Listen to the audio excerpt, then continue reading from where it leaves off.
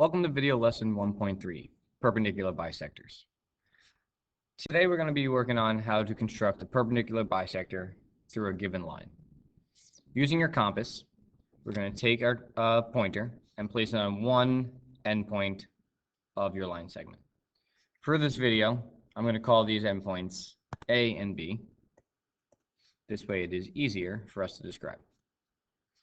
So with the pointer being on one endpoint A, we're going to stretch our compass out so that it is more than halfway through the line segment. Some people like to go all the way to the line segment. That's fine. There's no problem with that. Just sometimes your compass may not be able to reach the entire end of the line segment. Again, as long as it's more than halfway, you'll be able to construct this perpendicular bisector. Anything less than halfway, we are not going to have two intersecting arcs, which means we're not going to be able to create that line that bisects this one. So as long as we go more than halfway, I'm going to create an arc. I'm going to draw an arc above the line segment, and I'm also going to make it below the line segment, like so. All right. Now we're going to do the same exact process, but we're going to do it from the other endpoint, in this case, point B. All right. I'm going to do it in a different color here, make it a little bit easier to see. All right. So once again, we're going to make an arc above and below. So I'm just going to extend this all the way through so that I should have a situation where it intersects at 2 points. So for purposes of discussing, I'm going to call this point C, and I'm going to call this point D. All right. So by creating these two arcs of equal lengths, I did not change the size of my compass when I made it from A or from B. So since I have created two arcs of this equal lengths, that means that C and D are both equally distant from A and B. So by connecting them using your straight edge, all right, we're going to connect those 2 points. And by doing this, we have now just created a line that is perpendicular to AB. So since it's perpendicular, I know that that is in fact a right angle.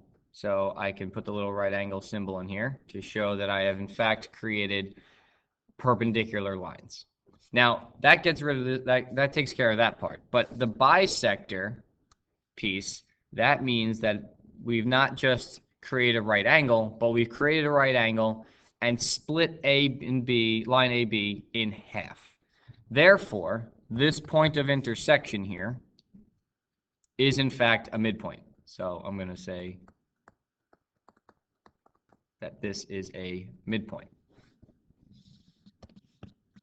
So by making a midpoint, I now know that this line segment and this line segment are in fact equal in length.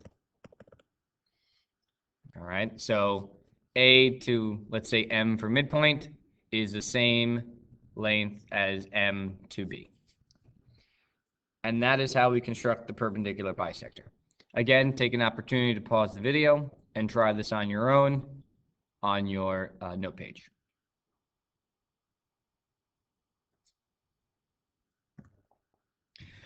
Now, if we're asked to construct a square that's inscribed inside of a circle, once again, we have to remember that inscribed means that all of the vertices, meaning the corners of our square, must lie on the edge of the circle.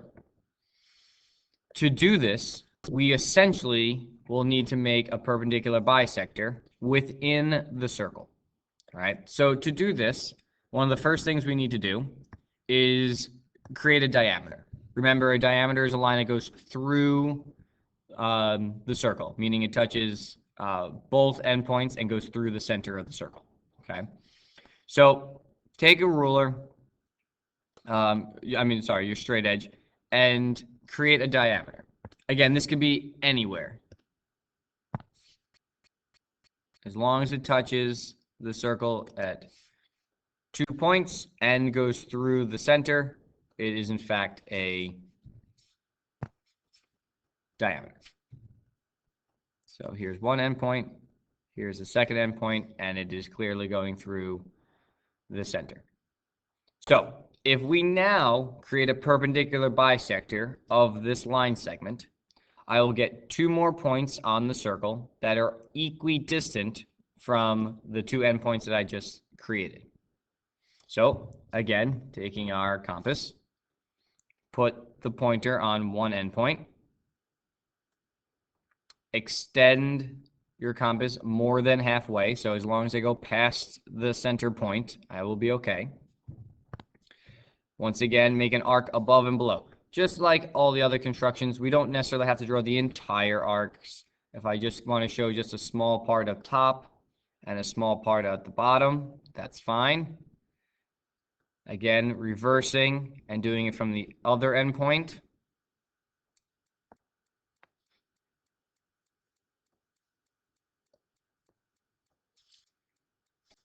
And therefore, that is enough construction marks to show that I have created a perpendicular bisector.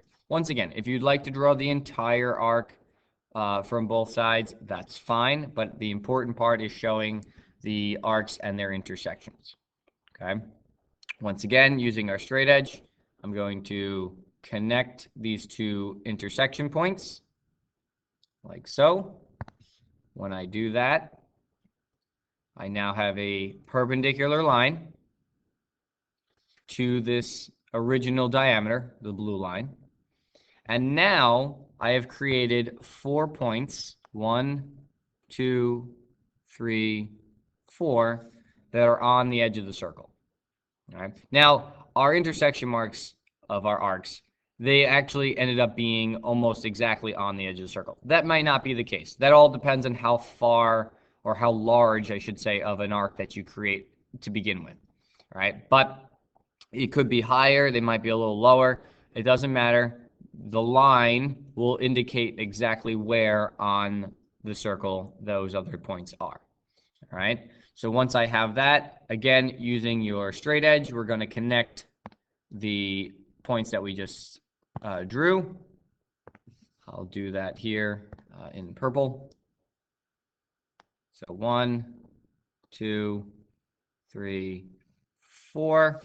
Now it's created a square. Again, just to indicate that they are all equal, I'm going to use my little tally marks to show that all 4 sides are in fact congruent and that this image is a square.